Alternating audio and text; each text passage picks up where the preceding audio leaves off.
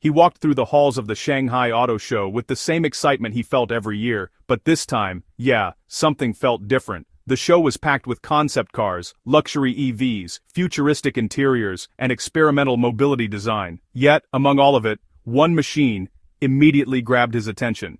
It was an electric vertical takeoff aircraft, an EV with a claimed endurance of about 1 hour and 20 minutes, and a range of around 250 kilometers. The idea of a small aircraft lifting off vertically and traveling that far on electric power alone felt like a look into the next decade. As impressive as that aircraft was, he quickly realized it was not the highlight of the show. The true shock came from 3 major battery announcements from CATL that he believed would shift the entire automotive landscape. He had been creating technology content for years, but honestly, this moment felt special. CATL had unveiled the world's first mass-produced sodium-ion battery called Naxtra, a dual-chemistry battery platform called Freevoy, and the second generation of their ultra-fast charging Shanghai battery.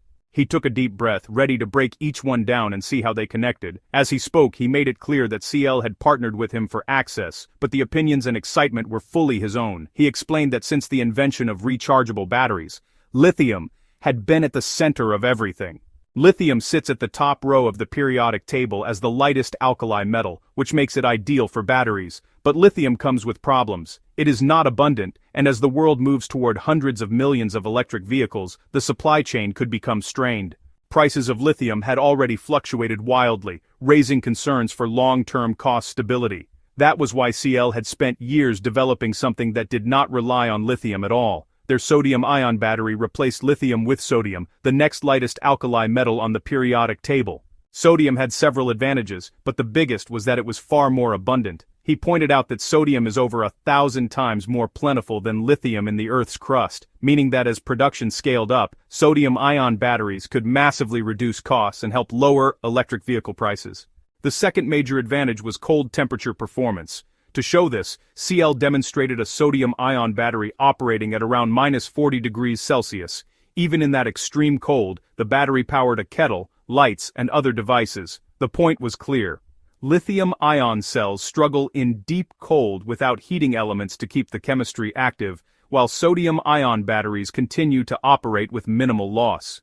For countries with harsh winters, this could be transformative. However, sodium-ion chemistry also had drawbacks. It lagged in energy density. That meant heavier packs for the same range or shorter ranges for the same weight. So, this trade-off was honestly the reason sodium-ion batteries hadn't just replaced lithium-ion batteries everywhere. But, this was also where CATL's second announcement came in. He explained that engineering is always about balancing pros and cons. Different battery chemistries, well, they behave a lot like different materials in wiring. Copper was the best overall balance. Aluminum was cheaper, with reasonable performance. Gold was excellent, but way too costly. In the same way, lithium iron phosphate offered long cycle life and safety, but lower energy density, while nickel cobalt manganese offered efficiency and range, but cost more and degraded faster. Automakers had always been forced to choose one over the other. That choice determined the vehicle's behavior, charge rate, and overall performance. CATL's Freevoy dual power battery system, well, it removed the need for that single choice limitation. For the first time, 2 different chemistries were placed in the same pack. Sodium-ion cells could handle fast charging, safety, and low temperatures. Lithium iron phosphate cells could handle energy density and longer range. When combined in one architecture, the pack delivered the advantages of both. There was no perfect chemistry, but with Freevoy, designers could mix attributes to create a balanced system. This flexibility could reshape the way automakers design future EVs. It reached charging speeds up to 12C and could sustain around 6C. Using his own 100 kilowatt-hour EV as an example, 12C would represent 1,200 kilowatts or 1.2 megawatts of power flowing into the pack. His current vehicle maxed out at 250 kilowatts, so this was nearly 5 times faster. Finally, the cathode used advanced conductive materials that sustained high current without excessive heat.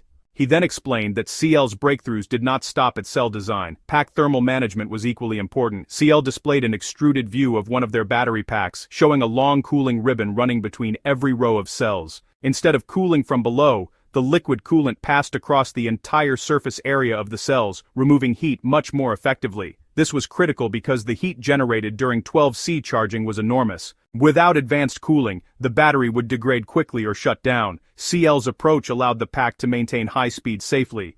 CL also offered complete modular platforms that integrated their cell-to-chassis battery architecture. In these platforms, the battery pack itself formed part of the vehicle structure. They even included axial flux motors, inverters, and electronics. He realized CL was no longer just a supplier of cells, but a company offering entire EV foundations that automakers could build upon.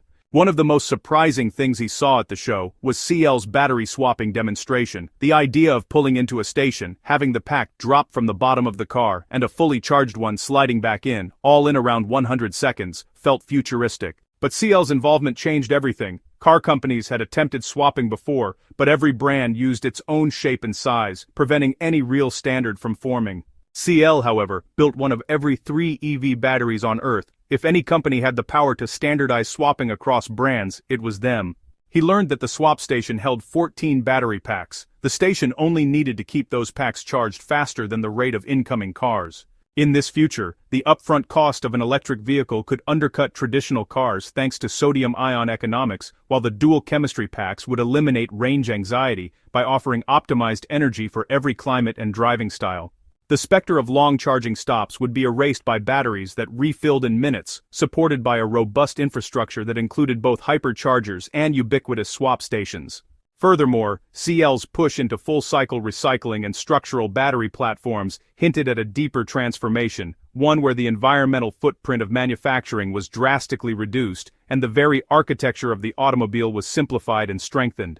He left the show with a profound sense that the industry's center of gravity was visibly shifting, propelled not by a single breakthrough, but by a synchronized suite of solutions designed to work in concert. The pace of change, he realized, was about to accelerate beyond most people's expectations, and the companies that could integrate these foundational technologies would be writing the next chapter of mobility. The excitement he felt was now tempered with a new understanding. This wasn't just a display of products, it was a blueprint for the inevitable electric future, laid out in detail for all to see. He imagined a future where car buyers could purchase vehicles without batteries and instead subscribe to a swapping network that would remove concerns about degradation, replacement costs, and long-term performance.